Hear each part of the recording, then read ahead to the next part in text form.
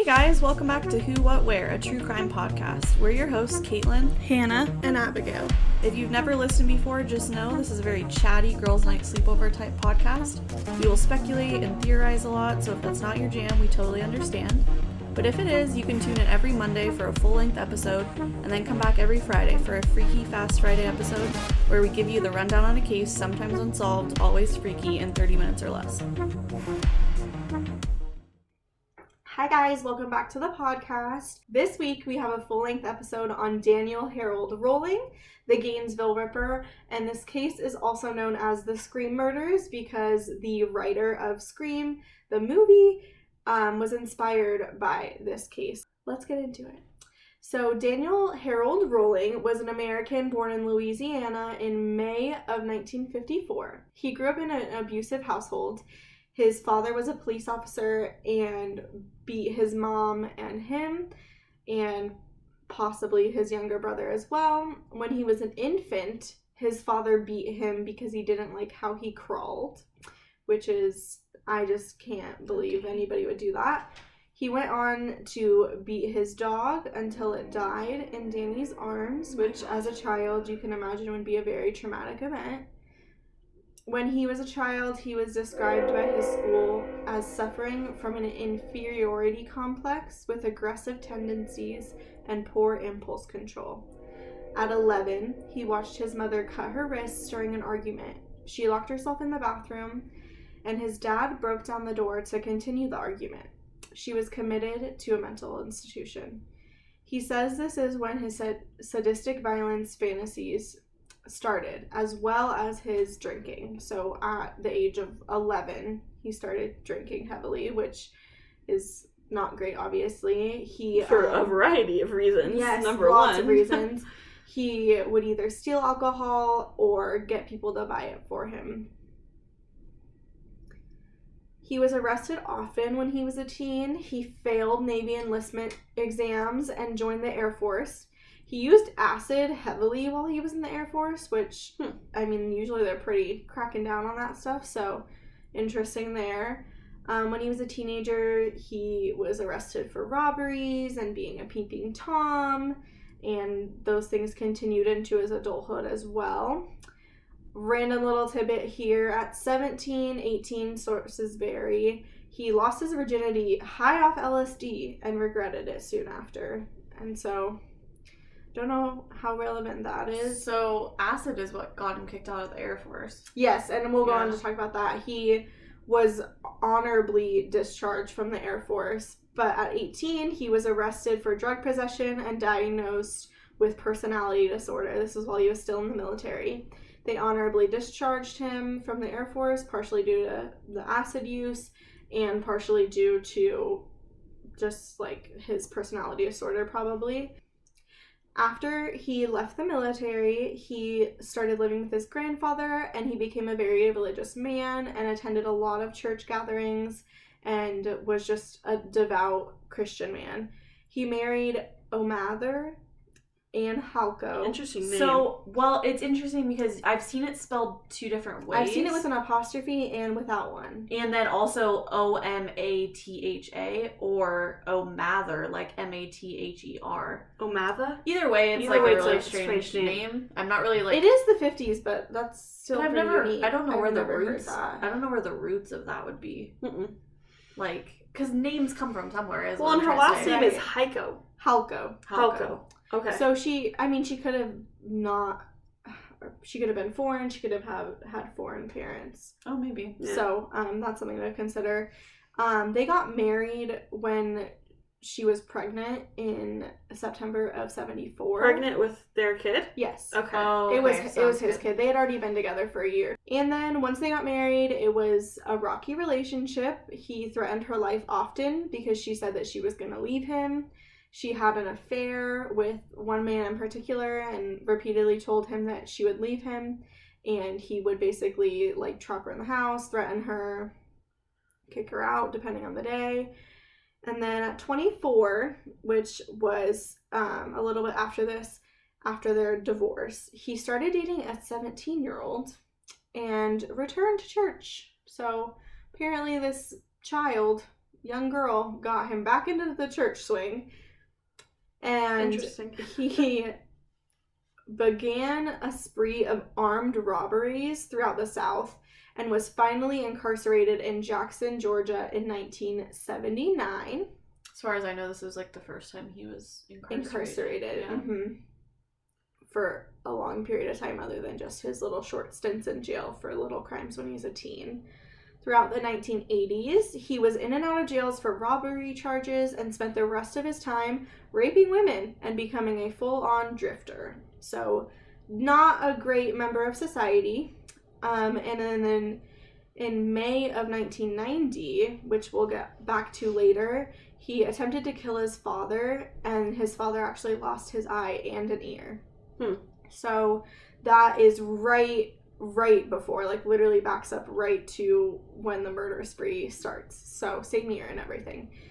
So basically the what of this story is in August of 1990, he murdered 5 students, 1 from Santa Fe College and 4 from University of Florida, in a burglary robbing spree in Gainesville, and he mutilated them all, decapitating one of them, and then posed all of the women with mirrors, some of them with mirrors at least. And we'll get into more specific details of how he posed them and things like that.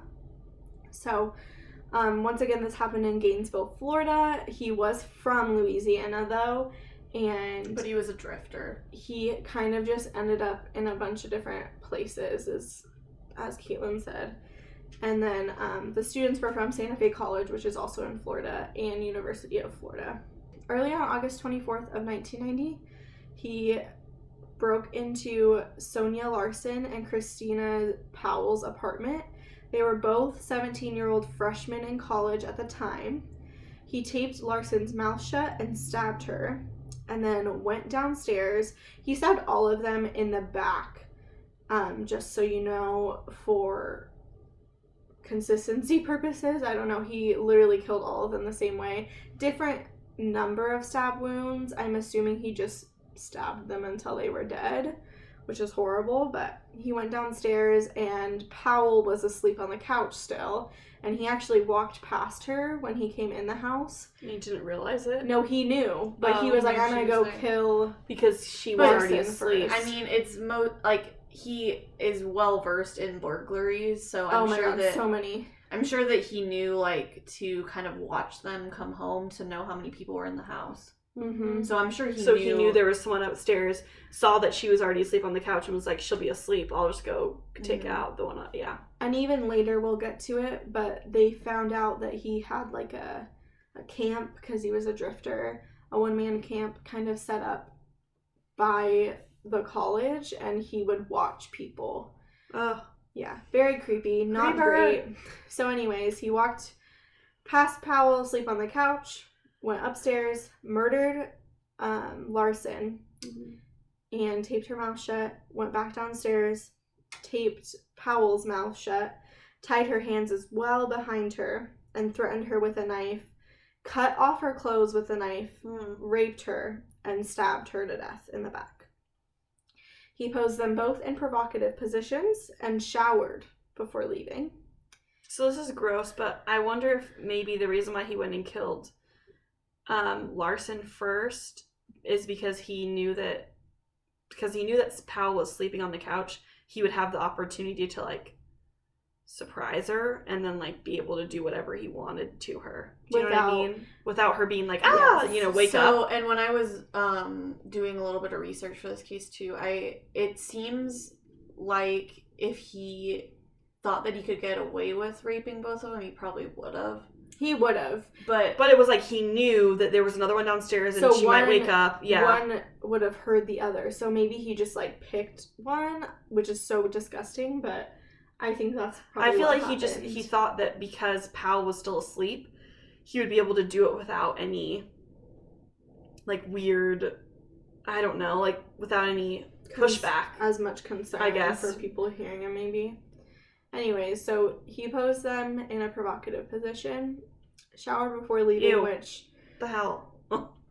I don't know. He Like, why are you obviously- worried about cleanliness? He obviously had very little regard for women, and their well-being, and you'll see that as we move through the murders.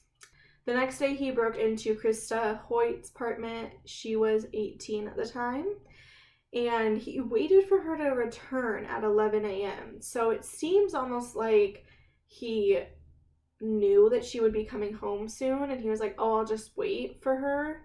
But Which it makes sense that you said that he was watching people. he was, yeah. And so he purposely murdered these people. all of his victims as well were Caucasian brunettes that were small framed and had brown eyes. So that's something to consider as well. He definitely picked through his victims because, I don't know, Florida is pretty, fairly diverse. Yeah. There is a lot of non-white in a people. college town. And it's a college town, so he handpicked these people. Well, and also I wonder if I assume he's not with his 17-year-old girlfriend no, anymore. he is not. And so I wonder if the reason why he chose all these like young, It could small be related frame to her. 17 to 24-ish year old women was because of how his relationship went, I assume poorly, with his 17-year-old girlfriend. You know what I mean?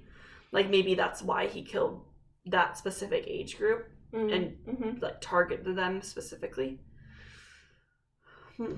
So he did the same thing to her as he did with Powell. So he choked her this time, taped her mouth, tied her hands, threatened her, cut off her clothes, raped her, stabbed her, basically. So same thing, he decapitated her. So he cut her head completely off and he put her head on a shelf facing the rest of her body. Which is very disturbing and obviously very shocking for the person who found her. That seems like a whole traumatic event in its own self. Like, Yeah, how could you sleep at night after seeing that? and so now, horrible. Like that right there makes sense why that there was a movie like series So- inspired off of this. Like that's so a brutal. slasher film. But like, Yeah. have you guys seen Scream? Uh-huh. Doesn't necessarily share a ton of. No, It not doesn't. factuals. Mhm. No, but I think it's like in the 90s. Maybe this was like one of the most like brutal. That's pretty brutal to cut off someone's head and then turn the Well, it's head and super face. brutal. And so I wonder if maybe that was like one of the first times that something that brutal had happened. And then I don't know, because usually movies aren't completely outlandish. Usually there's Yeah. a little bit that's based. It was in more just, fact. I think the director of Scream was like, he Ins- saw it in the news and he was like, I'm gonna make a slasher flick. That's what I'm thinking That's is maybe it's just loosely inspired. Because the part that's also kind of like similar to this story in the Scream movies is that there's multiple people, but it's not like all at the same time. It's kind of like spread out. It's like a series, not like a mass killing. Yeah. Mm-hmm. When he kills in Scream, they're young as well. They're Right, they're about the same age. So that's Yeah. another Like similarity. late teens. Yeah. Mm-hmm. So at this point, knowledge started to spread around the colleges, and students started to leave. So a lot of students either transferred schools or deferred a year because the school year had just started and they didn't feel safe being home, sleeping at their apartments or their dorms. And so a lot of them would actually like sleep in one room. Like a bunch of students would get together so that he like couldn't kill them all, basically, which is so sad. And 700 students actually left the college this year and didn't return. So even after they caught him, some of them didn't return just because it was such a violent So act. traumatic. Yeah, traumatic for whatever reason. I wouldn't want to go back there. Yeah.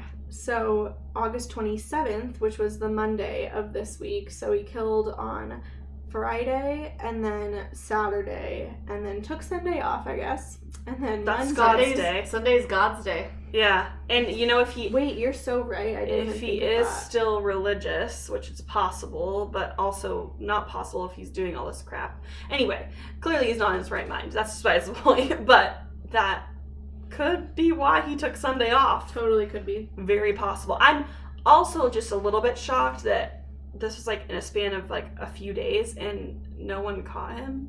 Clearly he was I guess, well versed in burglarizing and breaking into places. I don't know. Well, But they knew that it was going on because bodies were being found, but they couldn't find him. And we'll get into how they found him soon, but on that Monday, August 27th of 1990, he broke into Tracy Powell's, Maybe?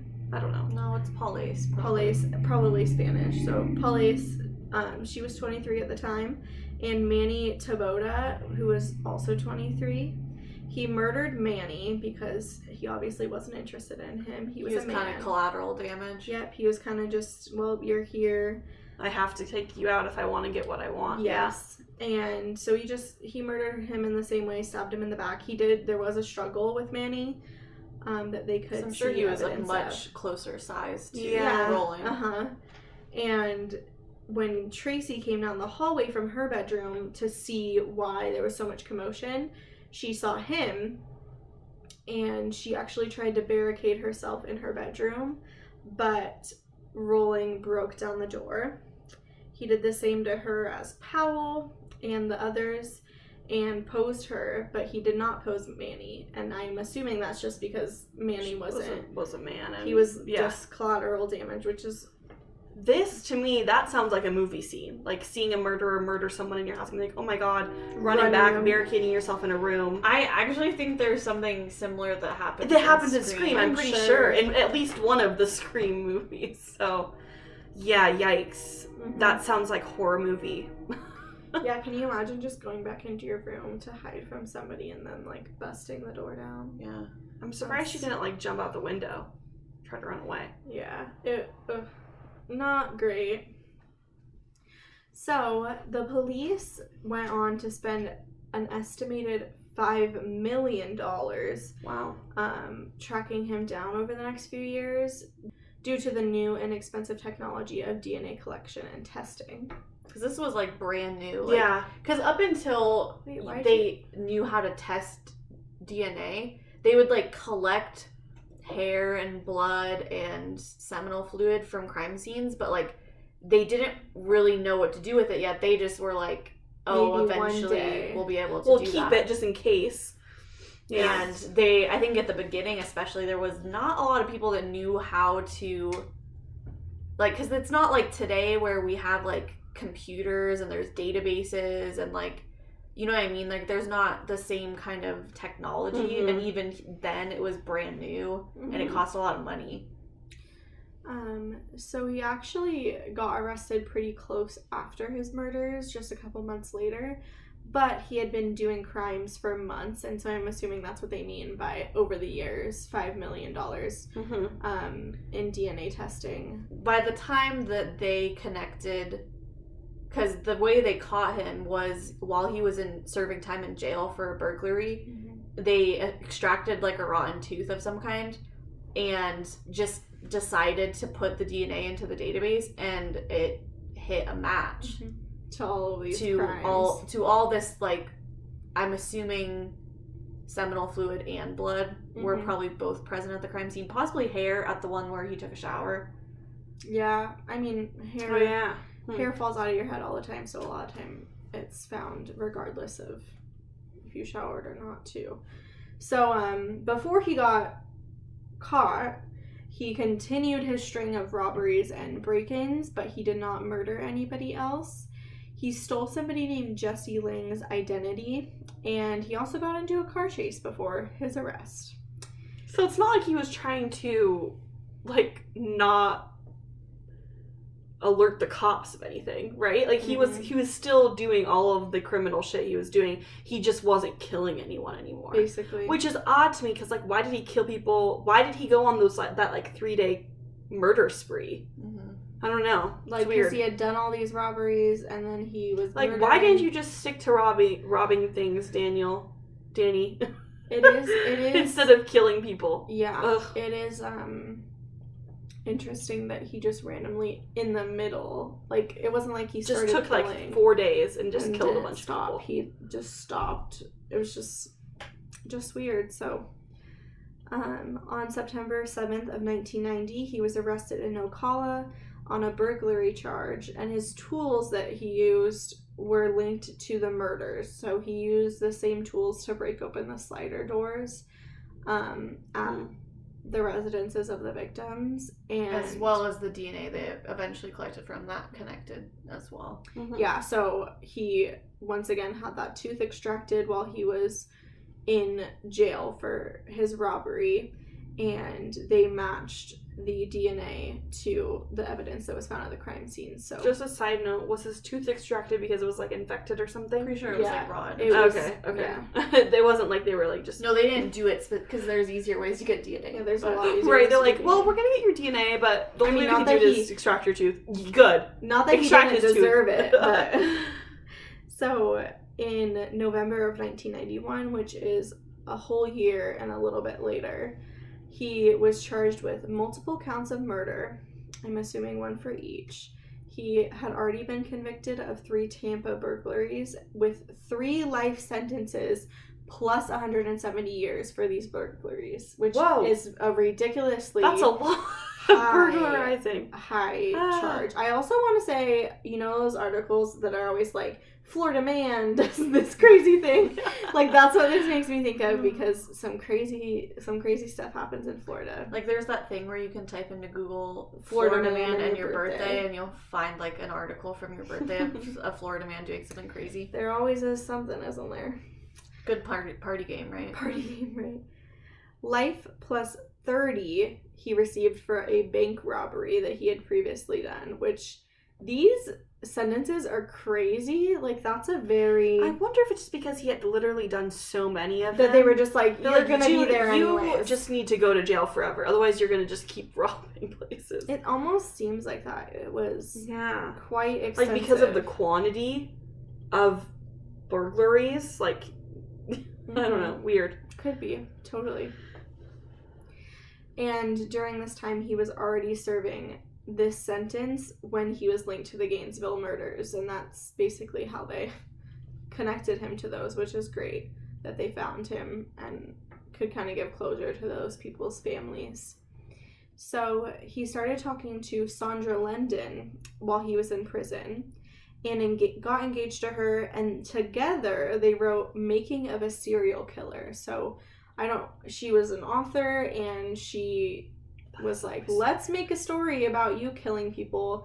But I just can't imagine being like a normal person and then being like, yeah, I'm just gonna marry a serial killer. Well, the whole book is about how he views that his childhood made him into a murderer. That's the whole book. Which, I mean, yeah, fair. Like, probably, but I always think it's odd to me, because she could have just met him and talked to him and wrote this book. She didn't need to get engaged. I think it's always weird when, like, people there's some romantic, like to me, that just means that there's something kind of wrong with that person mentally, too. Like, they just need affection. I don't know. It's interesting. That's what I was thinking when I was researching this. Was it's interesting that maybe, I don't know, I feel like people that are attracted to serial killers, there's got to be something going on There's there. something deeper there. You know? So, there was an unsolved triple murder in Shreveport, Louisiana. I think it's just Shreveport, Louisiana, on November 4th of 1989, so right before these murders and also him attacking his father. There were a lot of similarities to the case of him murdering all of these victims. The Gainesville murders. Mm-hmm.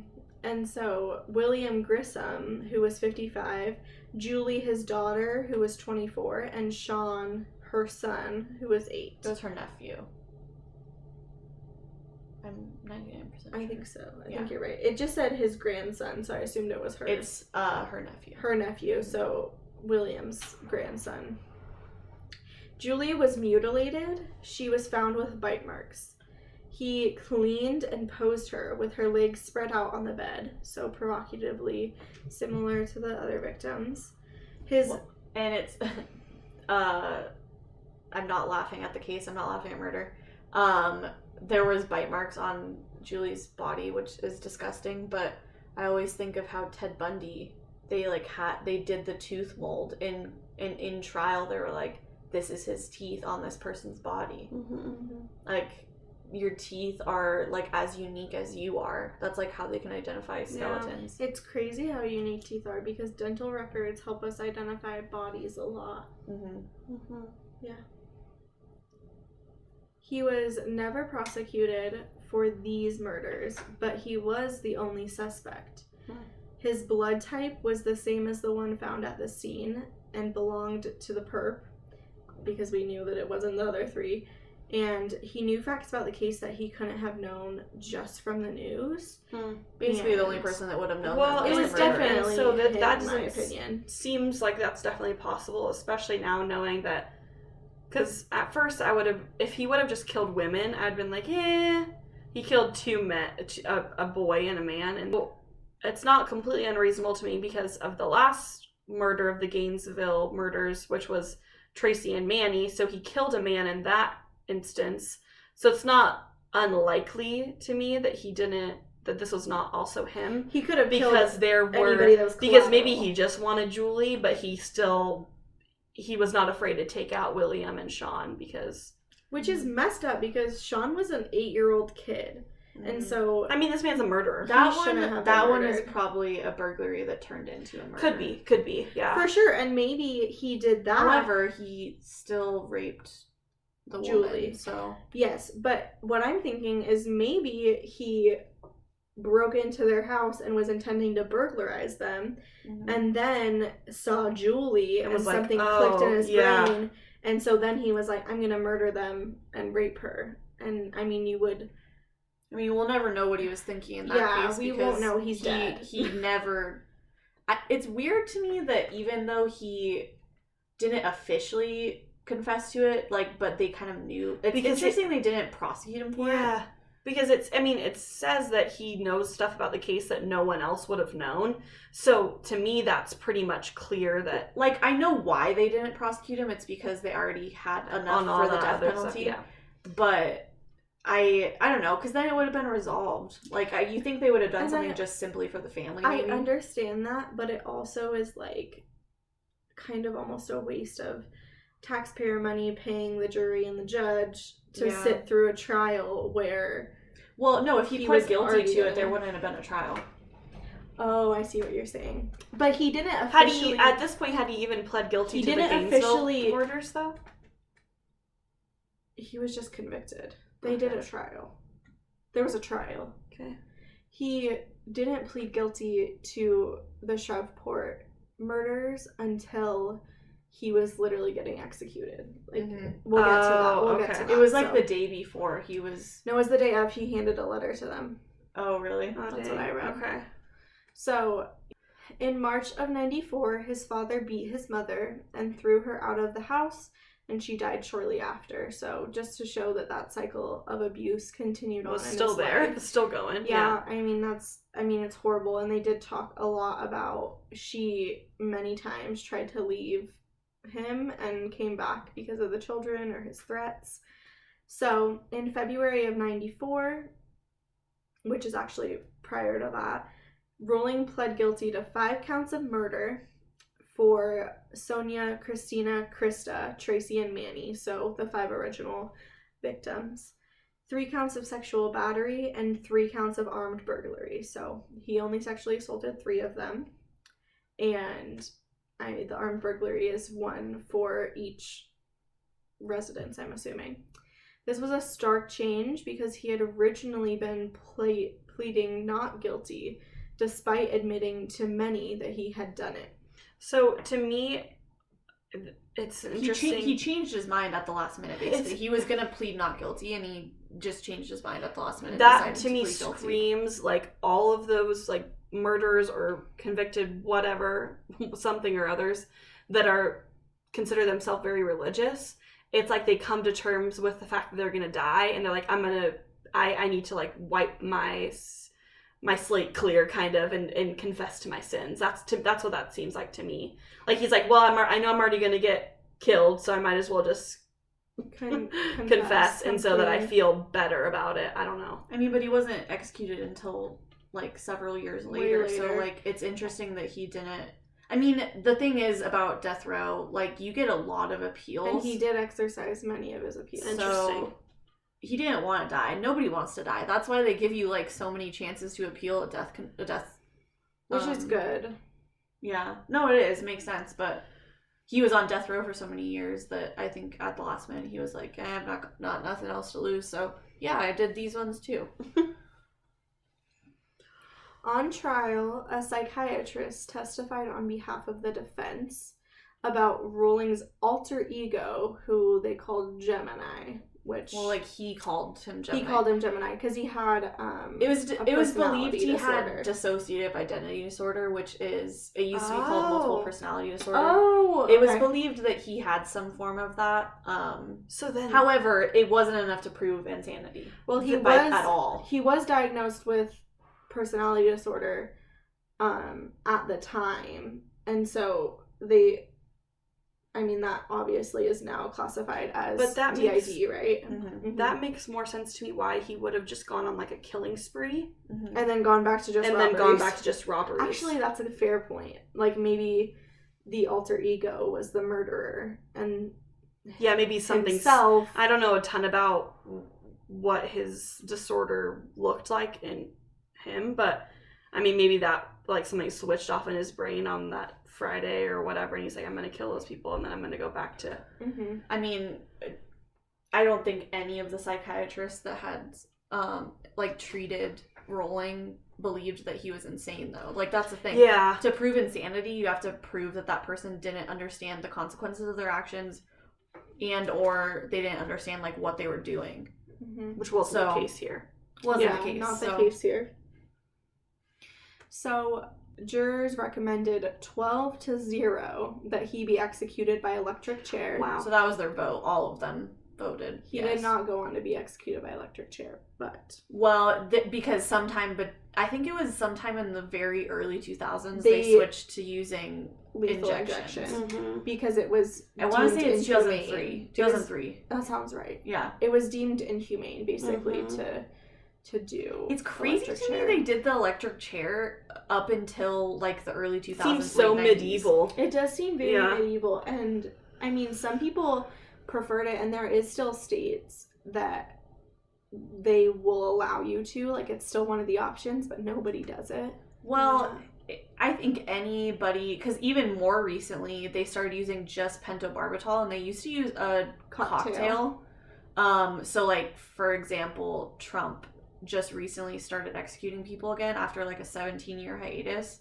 This year alone, like, 7 people have been executed, like, for federal crimes, and they just, like, during this year started using pentobarbital alone, basically, which just stops your heart. So it's, like, if you take if enough is injected into you, it just stops your heart. It's considered more humane. Yeah, I didn't know that, though. That's crazy. Yeah. Anyway, sorry, a little off topic, like, about off topic, but on topic about at the same time. I'm sure that all the people when he got executed in 2006 were never expecting that Trump, a reality show host, would become president. That's a very good point. So, he wrote the song Mystery Writer, presumably about himself. And the lyrics were pretty eerie in light of his crimes, so... It's kind of a bop. You can find it on YouTube. You can find it on YouTube. Does he sing it, or does he just... Yeah, and he's, like, playing guitar, and I'm pretty sure Where did they record this? It's a good question. It's possible it's somebody else singing it. Who helped him? I swear the video I saw, though, was him singing it. I mean, it's possible. It's a little creepy. Like, it's not about killing, though. Mm-hmm. Like, the song isn't. The detectives also found audio diaries when they found his, like, one-man camp by the college, and these audio diaries basically alluded to the crimes, so he talked about them, but not directly, if that makes sense. Like, he didn't describe it, but he described, like, things that made it totally relatable to the crime. He was also diagnosed with antisocial personality disorder and borderline personality disorder, which I believe is now called DID, correct? No, borderline personality disorder is different. Okay. I mean, it's possible that he didn't have DID. I was just thinking that him having alter ego would point to DID. And I don't know as much as her. She has a psychology Well, and degree, I know only what I've learned in classes, abnormal psychology classes.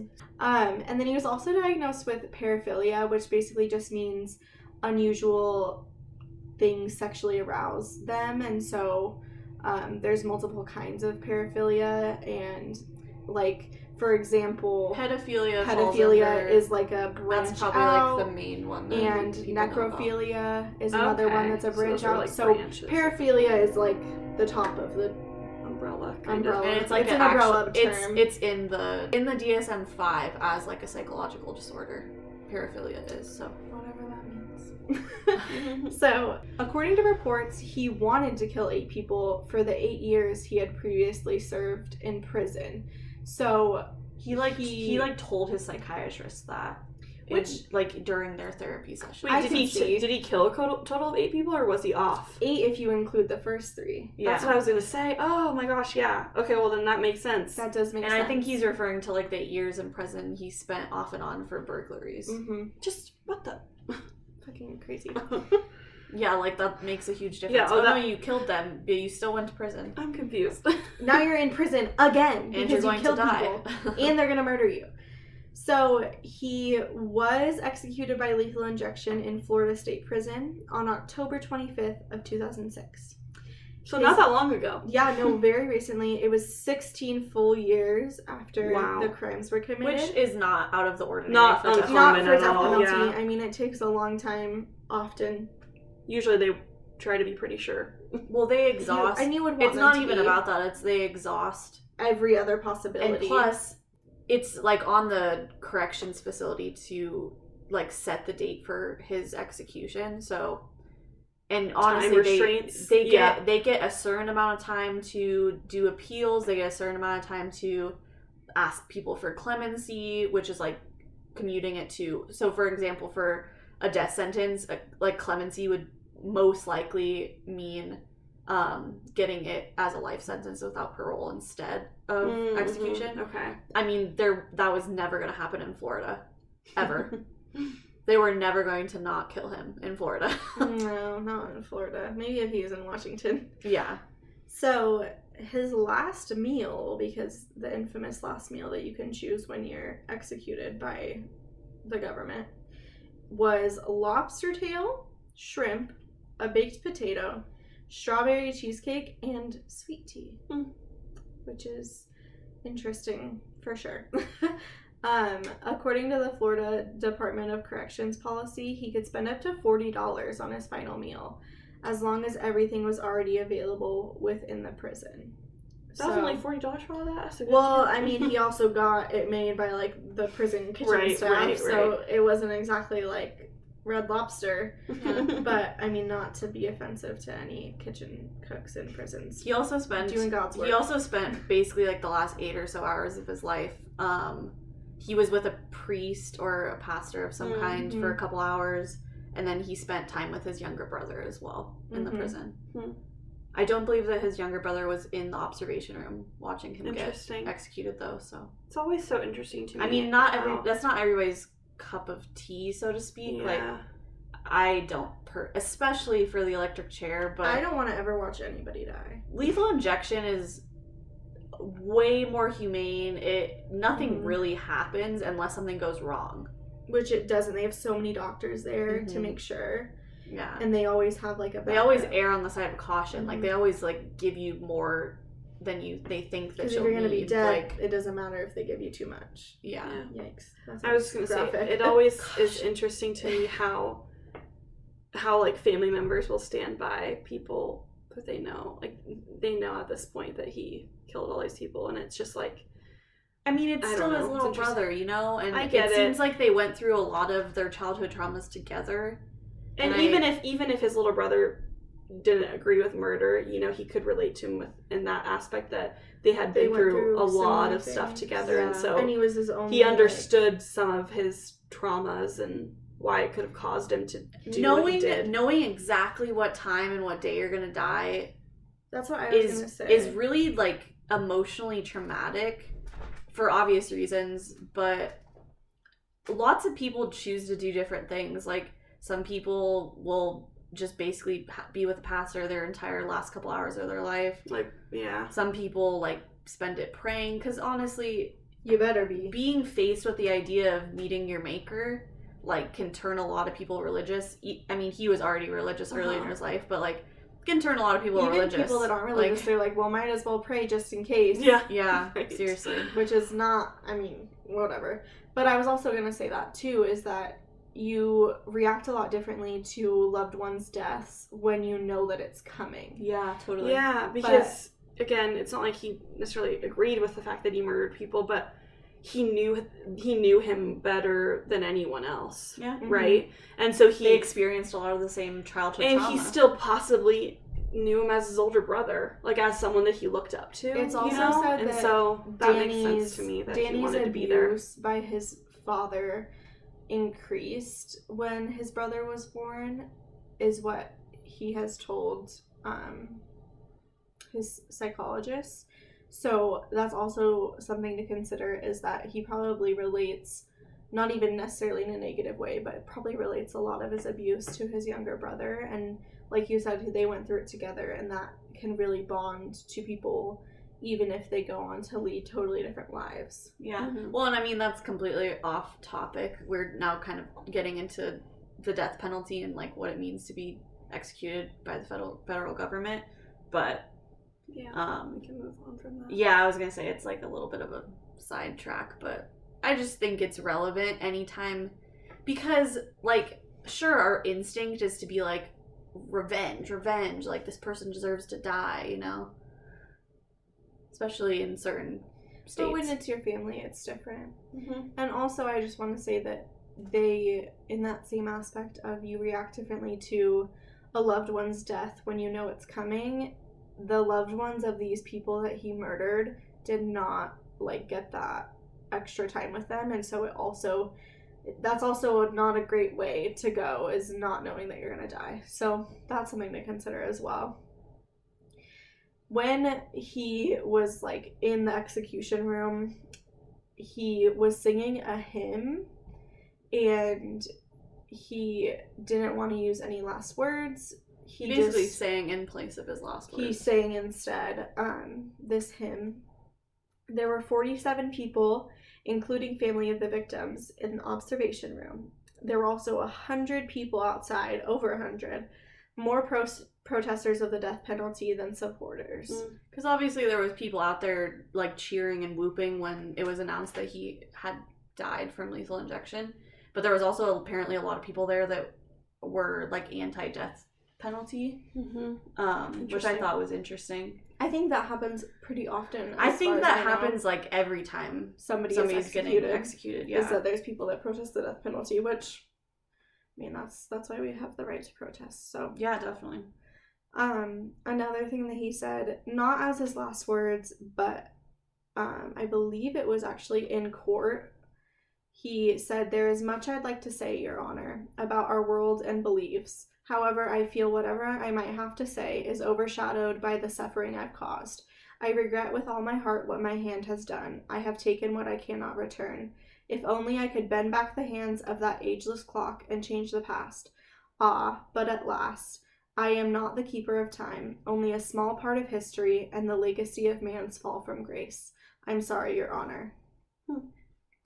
Quite the speech. It's probably what his closing, because they usually let you say something after you're convicted before you're, after like, you in pled court. guilty. Yeah, so that's probably what that's from. Yeah. Sounds very much like religious-y. It does to me. sound like something. Like he knows that he has sinned greatly, It's obviously, also and he worded- can't change it. It's worded very formally. Very formally. He He sounds seems intelligent. Which, I mean, I don't want to give him any more credit than he deserves, but he does sound like an intelligent man, so. The aftermath of this case, he obviously inspired Kevin Williamson to write Scream. So, like we were talking about earlier, it's very loosely inspired. He kind of just made him want to write a slasher film. Yeah, it kind of just was like, oh, Murder. We slasher basically covered all the killing. similarities. There was, like, similar age groups, And then there was like The posing. the posing and possibly a similar scene or two that were very that was like pretty much it. dramatic, sort of. So yeah. not- So obviously the mask was just for Yeah, the because movie. there was no mask involved in this case. And so he also has been the subject of many films and books. I could list them all out, but there's a ton that were based off of this case, TV show episodes, and also movies, and even a song, and then obviously his song. Wait, there's a song other than his song? I believe so. I'll have to double check, and then lots of books. There's been multiple biographies on him and his life, and then obviously the one that he wrote with Sandra. So check those out if you want some more insight into what was going on in his head. In trial, he also claimed to, similarly to Ted Bundy actually, only want fame. So he basically said that he did it all for attention and he wanted to make it into the media, which is just strange and, in my opinion, very un-Christian, because isn't it a thing that you're not supposed to like idolize people in Christianity? I don't know. I don't know why. I don't know why he would. I don't know why anyone would murder people just for fame anyway. I just think it's odd that he like proclaimed that he wanted fame. Like, it's just it's so weird. It's not a good reason to murder people. No. You can get famous doing Not that there is things. any good reason to murder And also, No. like, to me, that clearly seems like a lie because he raped the women. Almost all of the women. Obviously. Sexually, like, Mhm. I don't know, motivated. There was there was totally motivators. And the fact that they were all similar people, similar looking physically, is just, he obviously had some kind of motivation to murder people, It obviously wasn't a crime of opportunity.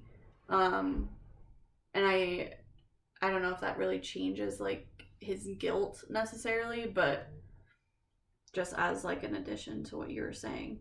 Real quick, I just wanted to say that all the stuff that I got and added to today's episode was from biography.com. They have a really good like page on Danny Rolling, basically. So a lot of really good information. They have great information. I also got information from I think it's called Murderopedia. They have Murderpedia, yeah, they have great resources on a lot of cases, as well as a paper that was written for some kind of college course that I read, is where I got a lot of my timeline info from.